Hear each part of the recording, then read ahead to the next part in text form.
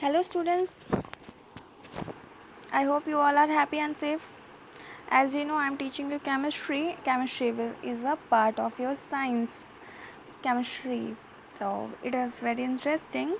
In last lecture, we were discussing your chapter 1, matter in our surroundings, and we had discussed some topic, what is matter, what are properties of matter in this world. All things are made by matter, and matter is made up of small teeny particles, and we had discussed some properties of the teeny particles. On the basis of their properties, your matter is classified into three states: solid, liquid and gases.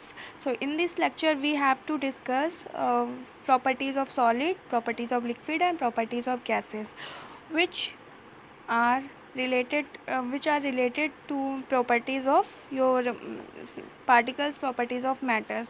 So your first matters classification of matter, in this your first type of matter is solid state. So solid state, so as you know, what are solids?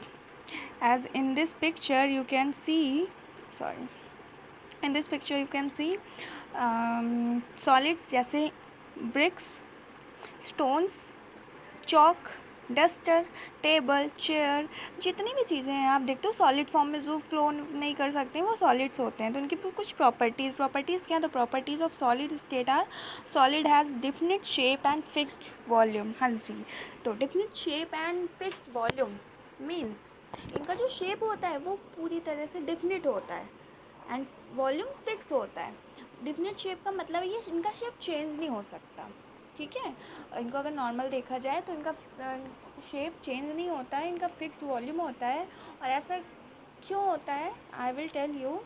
The space between the particles is minimum. इनके बीच का जो space होता है, particles के बीच का space, वो minimum.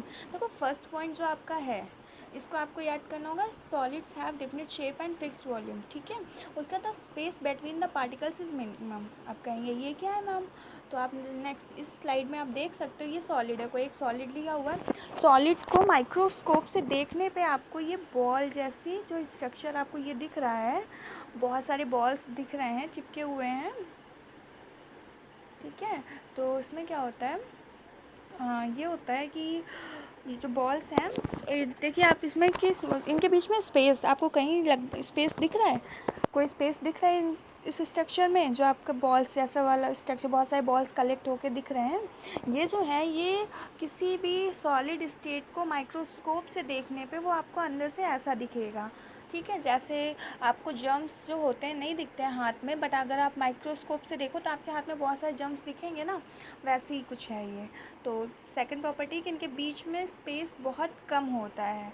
जैसे ये पॉइंट टू दिया, the space between the particle is minimum, the force of attraction between the particles is maximum. हाँ जी, जो ये पार्टिकल्स हैं एक दूसरे को अट्रैक्ट करते रहते हैं. ठीक है, तो इनके जब पास पास है तो ज़्यादा अच्छे से अट्रैक्ट कर पाएंगे, तो इनके बीच में फोर्स ऑफ अट्रैक्शन जो होता है वो मैक्सिमम होता है.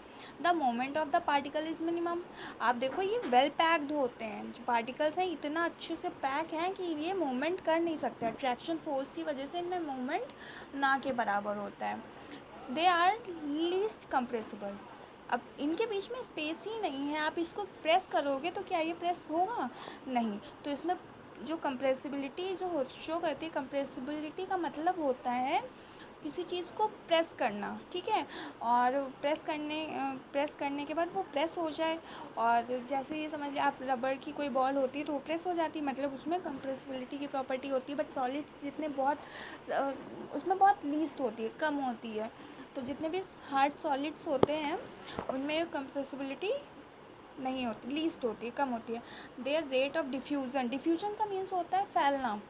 तो ठीक है, तो इनका रेट जो इसकी रेट ऑफ डिफ्यूजन मतलब जो स्पीड होती है डिफ्यूजन होने की वो कम होती है, ये डिफ्यूज़ नहीं हो पाते हैं. और कुछ और पॉइंट्स जो इस स्लाइड में नहीं दिए हैं वो है कि रिजिडिटी, हार्डनेस और सोनरस, ये वॉल्यूम साउंड प्रोड्यूस करते हैं.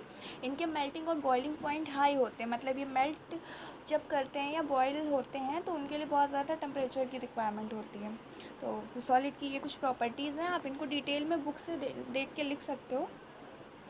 यहाँ पे सिर्फ समझाने के लिए आपको दिया हुआ है. नेक्स्ट आपका है लिक्विड स्टेट. लिक्विड ऐसे नीचे आपको दिया हुआ है एक बॉटल में पानी, तो जिन लिक्विड आपको पता है जितने भी चीज़ें फ़्लो करती हों, जिनमें फ़्लो होता है, जैसे मिल्क है, ऑयल है, वाटर है, इनकी क्या प्रॉपर्टीज़ हैं? इनकी property, liquid have no definite shape but have fixed volume.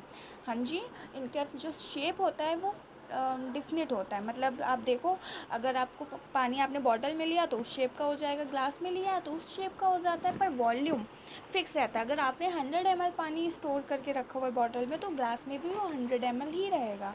तो सॉलिड में आपने क्या पढ़ा था? Definite shape and fixed volume. यहाँ पे no definite shape but have fixed volume. Liquid take the shape of the container, जैसे लिक्विड शेप कंटेनर का शेप ले लेते हैं। The space between the particle is intermediate, मतलब बहुत कम नहीं होता, बहुत ज़्यादा। अब इसमें देखिए क्या है, ऐसे ही कहीं भी अरेंज हुए हैं लिक्विड के जो पार्टिकल्स हैं। ये लिक्विड बॉटल में भरा हुआ, उसको जब माइक्रोस्कोप से देखते हैं तो इस तरीके का स्ट्रक्चर दिखता है।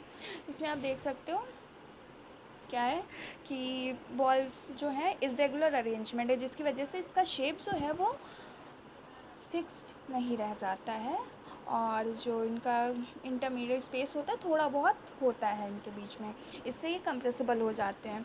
The force of attraction between the particle is intermediate, वो भी बीच में होता है, बहुत कम नहीं होता है, बहुत ज़्यादा भी नहीं होता, एवरेज होता है। देन क्या है, the moment of the particle is intermediate. जी हाँ, जब स्पेस है, थोड़ा सा स्पेस है, तो मोमेंट भी थोड़ा बहुत ही होगा ना। Okay, next, they are less compressible. ये जो होते हैं ना लेस कंप्रेसिबल होते हैं, मतलब थोड़ा बहुत प्रेस भी हो जाता है और नहीं भी होते हैं। मतलब जैसे है ना कि अगर आप प्रेस करो वाटर को तो क्या करता है, प्रेस हो जाता है, लेकिन फिर वो वापस वैसे ही हो जाता है, उसी शेप में आ जाता है। ठीक है, नेक्स्ट क्या है, the rate of diffusion is more than solid. Obviously ये फैलते हैं, डिफ्यूज़न। आप बॉटल का ढक्कन, अगर बॉटल में एक छेद का होल कर दीजिए तो क्या होगा, वाटर डिफ्यूज़ हो जाएगा। ओके, नेक्स्ट आपका है gases state. Gas have no definite shape और फिक्स्ड वॉल्यूम, ना ही इनका शेप फिक्स्ड होता है, ना ही इनमें वॉल्यूम फिक्स होता है। आप एक ऐसे समझ लीजिए, स्मोक, आप एक बॉटल में स्मोक को फिल कर लीजिए, फिर उसको ओपन कर दीजिए एक रूम के अंदर, तब भी पूरा रूम फिल हो जाएगा ना। तो इनका स्पेस शेप भी फिक्स नहीं होता, वॉल्यूम भी फिक्स नहीं होता है। Gas occupy the whole space of the container. ये जो होता है, ऐसा नहीं है कि आपने 100 ml के बीकर में, 100 ml के जार में आप 10 ml फिल कर दो गैस, और उसके बाद वो 10 ml ही रहे, नहीं, वो आपको पूरे बॉटल में फिल 100 ml में दिखाई पड़ेगी ना। इसलिए कहा गया कि इनका फिक्स वॉल्यूम भी नहीं होता है, शेप भी डिफिनेट नहीं होता है। The space between the particle is maximum, as you can see. यहाँ पे देखिए एक दो पार्टिकल्स हैं और काफ़ी दूर दूर है, तो इनके बीच में स्पेस क्या होता है, मैक्सिमम होता है गैस के अंदर। द फोर्स ऑफ अट्रैक्शन, अब पार्टिकल्स दूर दूर है तो उनके बीच में अट्रैक्शन नहीं होगा। दूर दूर, अगर दो मैग्नेट्स को दूर दूर रख दिया जाए तो क्या वो अट्रैक्ट करते हैं, एक दूसरे को नहीं करते हैं। नेक्स्ट क्या है, the moment of the particle is maximum. जब दूर दूर है, अट्रैक्शन नहीं है, तो दूर दूर एक दूसरे से भागेंगे, इसलिए उनके बीच में जो मोमेंट होता है वो भी मैक्सिमम होता है। दे आर मोस्ट कंप्रेसिबल, ये बहुत ज़्यादा कंप्रेसिबल होते हैं। मतलब मीन्स अगर आप चाहो तो, जैसे आप बैलून, ठीक है, आप क्या करते हो, बैलून में अगर हम एयर को फिल करते हैं उसके बाद क्या होता है, वो कंप्रेस हो जाता है। हाँ, हो जाता है। There rate of diffusion is more than solids and liquids. Diffuse मतलब फैलने का जो रेट होता है, फैलने की जो दर होती है, वो सॉलिड और लिक्विड दोनों से ही ज़्यादा होती है। ये कुछ प्रॉपर्टीज़ थी जो इम्पॉर्टेंट थी, ये हमने डिस्कस किया आपके साथ में। और अगर आप नोट करेंगे, थोड़ा सा इनको डिटेल में लिखिएगा, आप बुक से देख के लिख सकते हैं। सो नाउ नेक्स्ट, हाँ, अब इसको एक पूरा डायग्राम दिया हुआ, change of state in matter. Matter में चेंजेस कैसे होते हैं, मीन्स जैसे सॉलिड है, सॉलिड से लिक्विड, लिक्विड से गैस कैसे होता है, क्या चेंजेस होते हैं, किस तरीके से होता है। आप देख सकते हो यहाँ पे कि सबसे पहले आइस दिया हुआ है, the particles are close together and can not move. जब आइस होती है, सॉलिड होती है, तो वो उसके पार्टिकल्स मूव नहीं कर सकते हैं क्योंकि वो फिक्स्ड होते हैं। फिर जब उसको हीट किया जाए, उसका मीन्स उसका टेम्परेचर बढ़ाया जाए, टेम्परेचर को इंक्रीज़ किया जाए, तो मेल्ट होना स्टार्ट होता है और वाटर एज ए लिक्विड में आ जाते हैं। The particles move faster and further apart. अब क्या होते हैं, वो मूव करने लगते हैं, सॉलिड से ज़्यादा फास्ट मूव करने लगते हैं। फिर अगर उसको और हीट करते हैं तो क्या हो जाते हैं, वो वेपर बन जाते हैं, स्टीम बन जाते हैं बॉईल करते करते। तो एक यहाँ पे क्या होता है, the particles far apart and move very quickly and randomly. और उसके पार्टिकल्स बहुत जल्दी मूव करते हैं और रैंडमली मूव करने लगते हैं। Okay, so your next topic is change of state. We will not discuss this topic because it is very broad.